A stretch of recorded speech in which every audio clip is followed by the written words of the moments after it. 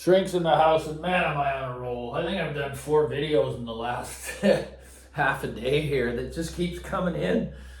Ideas, also suggestions from you guys out there. Those are always good. I mean, people keep asking for a system tour. Well, I've done them several times. It's not where it needs to be right now to do another one of those. But I'm going to get into the more bel canto, and I know there's a guy out there, he's just sick and tired of hearing me say it, so I like to say it 3 times just for him. Bel canto, bel canto, bel canto. So I'm going to, I've talked about the E1x, which costs around 12 grand, more than 12,000 with tax in Canada, okay? And it's basically a fully integrated system. I don't call it an all-in-one. Those usually mean there's afterthoughts.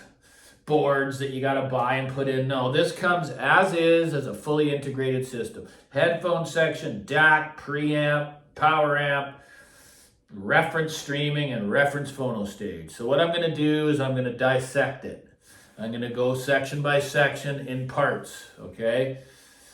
So I'm going to kind of go backwards because I'm going to start with what I tested last, which I was almost going to skip until my buddy told me, well, why aren't you testing the phono stage? Because I'm a huge analog enthusiast. I have a very, very expensive, beautiful analog front end here. And I'm usually coming from really high-end separates when it comes to phono stages. I know how important they are. Not, again, it's going to come down to what signature you like, because I've had ones that are a couple $1,000s less than, say, a more expensive one that I preferred the sound. So, I had the Sutherland Duo, which is a dual mono 2 chassis phono stage. I've owned the Aesthetics IO, which is like 15 grand. 2 massive chassis. Hell of a piece. Too many tubes though. Just kept my brain, there's 24 tubes in there. That's a no for me. I was glad to sell that piece. It was unbelievable, but if you don't get the tube combination right, you're gonna have noise. Not a lot, but I don't want any when it comes to the phono.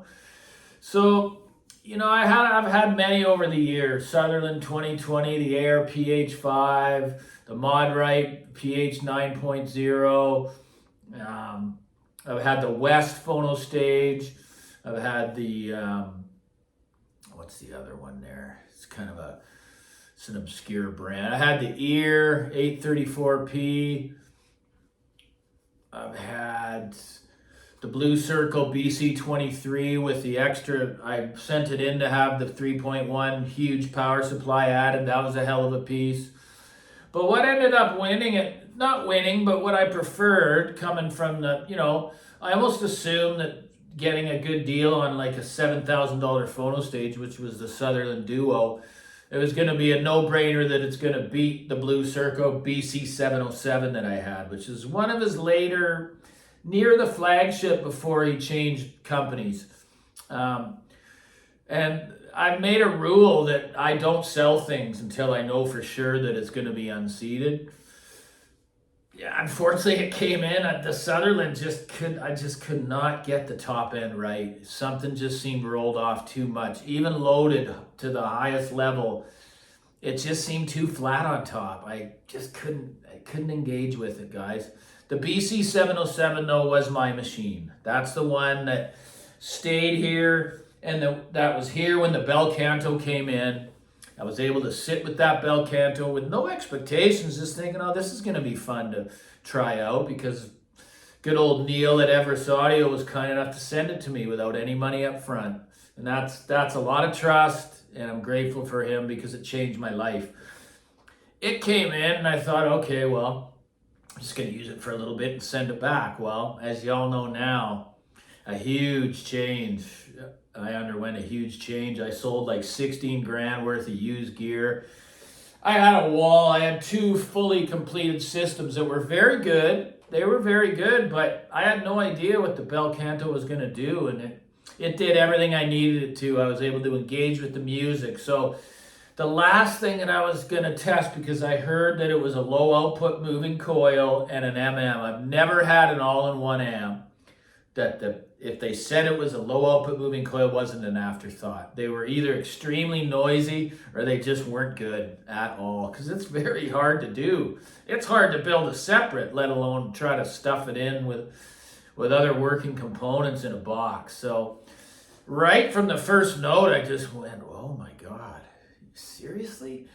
This is so good that I can live with it. I can let all this stuff go and be completely content with this phono stage and with this unit, the all-around unit, fully integrated system.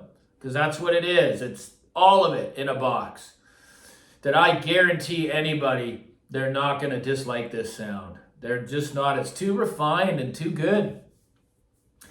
So that's the phono stage that I live with today, is the built-in unit on the E1X. And man, every time I put on a record, it's just like, oh my God, is this good? What a feeling that is to have, guys, to be able to be that content with a box. You know, you don't have all these multiple boxes. Some people like that. It makes them feel like they got that material high going. Like, look at what I own. Look at all this stuff. But at the end of the day, it's all going to have to go at some point. I'm at a place where I want to be, being 55 years old, that I just want something that I can just leave on 24/7. Come home, if I want to stream, just grab my phone, and if I want the phono stage, I got that there too. And it serves its purpose. It's one of the greatest components on earth at this time for the money. That's not a lot of money, guys, $8,500 US, comparing to what this offers and what the capabilities are. It never ceases to amaze me. Every time I put on a record, I get excited to what's going to present. Right? So, man, this has been a great weekend. I've been just hammering out the content. It's just lots and lots of messages that I want the public, I want the world to hear. Just about how good bel canto is. And oh my God, he's using a 15-year-old Burr Brown chip, 1741. Well, that's funny. The super high-end companies use the same. Solution is one of them. They use the same chip. So that's got to tell you something, guys, that the latest and greatest chips are not the best. They're far from it, man. It takes years of refinement to get to the level that this is at, okay? Years. Why not work on one for years and refine it to its, to the best it can possibly be, than just throw one at it and just build a simple analog output stage and be done? No. I want the top refined levels of a certain chip, right? And that's in the bel canto E1X, and it's in many others use this chip. So anyways, that'll be chapter 1 on dissecting the bel canto E1X for all that it's going to bring to you guys. Guys, thanks so much for the donations. Any super thanks means a lot. You buy the shrink a coffee to support his channel. It means a hell of a lot to me. It keeps me motivated. Like today, I'm just hammering out the content. I got them on backlog ready to bring to you. So, Shrink loves you. Like and subscribe. Cheers.